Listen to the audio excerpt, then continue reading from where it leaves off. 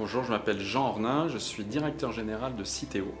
Citeo est un pionnier du développement durable. C'est une entreprise qui a été créée il y a plus de 25 ans sous l'appellation Éco-emballage, qui a fait, à l'époque, les entreprises se sont mutualisées pour assumer la responsabilité de la fin de vie des emballages ménagers. C'est l'application du principe du pollueur-payeur qui a été une grande innovation dans le domaine de l'emballage. Le rôle des entreprises aujourd'hui, c'est à chaque fois qu'elles mettent un produit emballé sur un marché, c'est qu'elles financent la recyclabilité, le recyclage, la collecte et le tri de cet emballage de façon à ce qu'on soit dans une économie circulaire.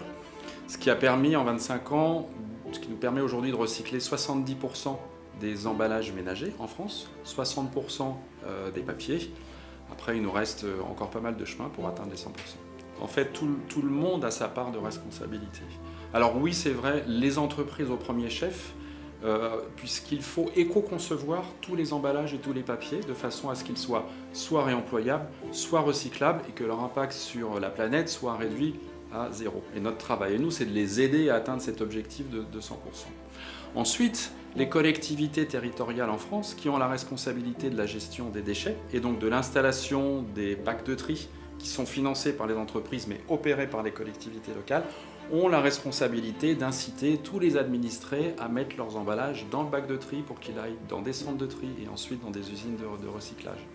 Et puis après, il y a aussi la responsabilité du consommateur et du citoyen dans ses choix et dans le fait qu'il va faire ce geste de tri qui est un tout petit geste mais qui doit devenir un réflexe au quotidien.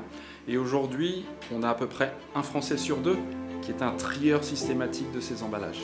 Tout le monde trie, mais tous les jours, et à quelque endroit que je me trouve, ce n'est pas encore systématique et c'est vrai que là aussi on a du travail. Donc vous voyez que la responsabilité est celle des entreprises, des collectivités locales et des citoyens. Le rôle de l'État après, c'est de fixer les objectifs et celui de la réglementation.